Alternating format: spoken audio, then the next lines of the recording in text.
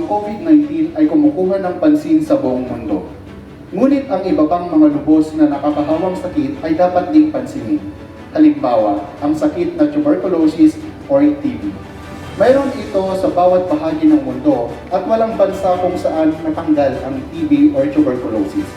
Noong taong 2018, 1.5 milyong katao ang namatay mula sa sakit na tuberculosis at 10 milyon ang naapektuhan nito. Ang tuberculosis ay isang pangunahing problema sa kalusugan ng publiko sa Pilipinas. Mas maraming lalaki ang namamatay kumpara sa mga babae. Magandang araw sa lahat ng manonood ng PPDH Public Health Channel. Ngayong araw na ito ay ating pag-usapan ang isa sa mga kinukonsider din pandemya dahil ito ay nakakaapekto sa maraming tao sa buong mundo. Ang ating alamin ang patungkol sa sakit na tuberculosis. Kasama natin ngayon ang ating TB Dots nurse ng Eastern Pangasinan District Hospital, walang iba kundi si Ma'am Charmaine Grace Rodrigo. Magandang araw, Ma'am Grace. Magandang araw, Sir Lester, at magandang araw din po sa lahat ng ating manonood. Sa araw na ito, isang very interesting topic ang ating pag-uusapan, lalo na tayo ay nasa gitna ng pandemya. Atin din pong pagtuunan ang isa pang pandemic disease, ang tuberculosis. Yes.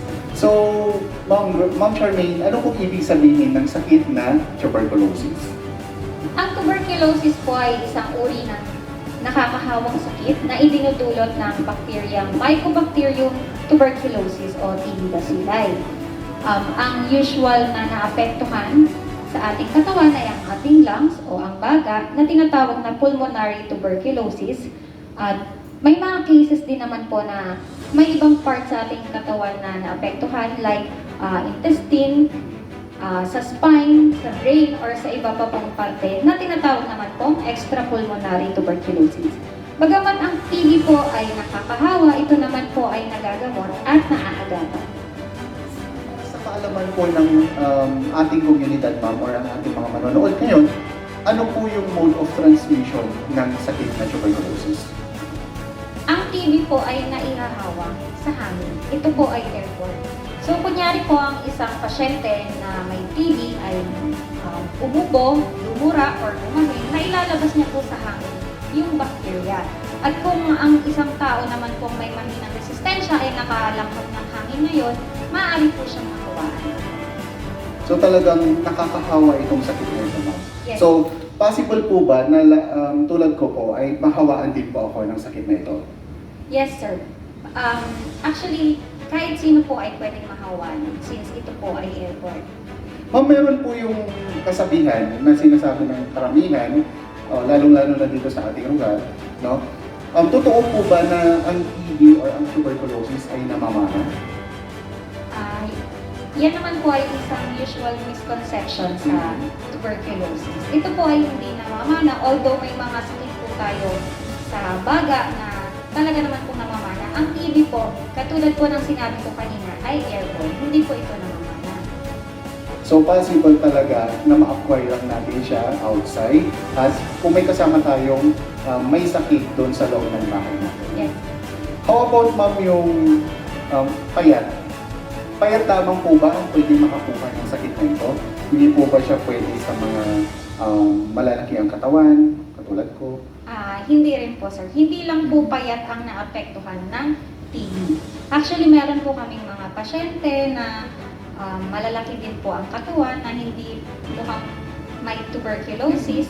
Meron din naman pong mga pasyente na wala po talagang simptomas or yung tinatawag po natin asymptomatic. So, hindi lang po payat or yung mga malnourished ang nagkakaroon ng TB. So talagang kailangan natin na palakasin ang ating immune system regardless sa kung ano ang size ng katawan mo, anong edad mo. Tama po. Sa kaalaman ng lahat, ma'am, ano po yung mga sintomas ng sakit na tuberculosis? So, meron po tayong tinatawag na cardinal signs. 4 na pangunahing sintomas sa tuberculosis. Ito po ay ang more than 2 weeks na pag-ubo, pagkakaroon ng lagnat, at biglang pagbaba ng timbang at pagpapawi sa hapon o gabi. Pero pwede rin naman po silang makaramdam ng loss of appetite, pagkakaroon ng chest pain or back pain, panghihina ng katawan or madaling mapagod, at pagkakaroon po ng dugo sa plema or ang tinatawag nating hemoptysis. Ma'am, yung pagkakaroon yung night sweats na sinasabi mo nila, yun po ba yung pinagpapawisan ka kahit wala kang ginagawa kapag Yes. natutulog ka? Opo. So yun po yung isang Tinatawag sintomas. natin night sweats. Yes. Or Yun po yung- chills. yes. Ano naman po yung mga dapat po natin gawin, ma'am, para po at least maiwasan po natin itong sakit na ito or hindi po tayo magkaroon ng sakit na tuberculosis? Para maiwasan po ang TB, syempre unang-una po dyan ay palakasin ang ating katawan. Magkaroon po tayo ng healthy lifestyle, kumain ng masusustansyang pagkain, at mag-exercise, at syempre po, iwasan ang mga bisyo. Then second, panatilihin po natin ang kalinisan. Personal hygiene, kalinisan sa ating katawan, kalinisan din po sa ating kapaligiran. At ang universal precaution po natin, ang hand washing, syempre kasama po dyan. At sa atin naman pong mga bahay, pwede po nating buksan ng mga pintuan at bintana para magkaroon tayo ng good ventilation. Then proper coughing etiquette din po. Meron po tayong tinatawag na ubo-kobularyo para dyan. Ano pong ibig sabihin ng ubo-kobularyo? Ang ubo-kobularyo po ay ang mga steps or gabay sa tamang pag-ubo. Halimbawa po, ubo o bumahing gamit ang tissue. So huwag po tayong uubo or babahin na lang po basta. Magtakip ng ilong o bibig pag may mga umuubo or bumabahin sa ating paligid. Siyempre kailangan po din protektahan ang sarili natin. Ugaliin din po natin nasa tamang lugar ang pagbahin at pag-ubo. At lalo na po ang ayusin po natin ang paraan ng pagdura. Huwag naman po sana na kung saan-saan lamang po. At bigyan po natin ng halaga ang hand washing, katulad po ng sinabi ko kanina. At pwede rin po natin gamitin ang ating panggas or sa loob po ng damit kung tayo po ay umuubo at bumabaho. Yun po ang ating ubo-kobularyo. Ubo-kobularyo. So tulad din po sa pandemic ngayon, itong sakit ng coronavirus disease 19. So tulad din ng mga pamamaraan on how to prevent the COVID-19 is tulad din po ng sakit na tuberculosis. So in addition lamang po ay kailangan po natin magsuot lagi ng face mask at saka face shield para mas doble protected po tayo sa laban sa sakit na COVID-19 at saka sa sakit na tuberculosis. Tama. And i-add ko lang din po, Sir Lester, magpasuri po tayo kung tayo po ay may mga sintomas katulad ng mga nabanggit ko kanina. Napaka-importante po ng regular check-up, then magpa-x-ray at magpasuri po ng plema. At once na na-confirm po na positive for TB ang isang pasyente, ang pinakamabisa po nating paraan ng paggagamot ay ang DOTS o ang Directly Observed Treatment Short Course. Sa DOTS naman po, pinapahalagahan ang role ng mga treatment partners para ma-ensure na iinom po ng ating pasyente ang kanilang mga gamot at matapos po nila ang kanilang treatment regimen. So, katulad po niyan ma'am, nasabi niyo po regarding po sa treatment, saan po ang may pinakamalapit na treatment facility ng TB dito sa ating distrito? Actually, lahat po ng ating mga RHU or health center ay may mga accredited TB DOTS facility. So, kung sila po ay gusto magpa-check up, pwede po silang pumunta sa kanilang mga RHU or pwede rin po dito sa ating hospital. Ang ating pong opisina ay bukas mula Lunes hanggang Biyernes, alas 8 ng umaga hanggang alas 5 ng hapon. At gusto ko rin po palang idagdag, Sir Lester, na ang ating pong mga TB meds or ang mga gamot po natin para sa TB ay libre lamang po.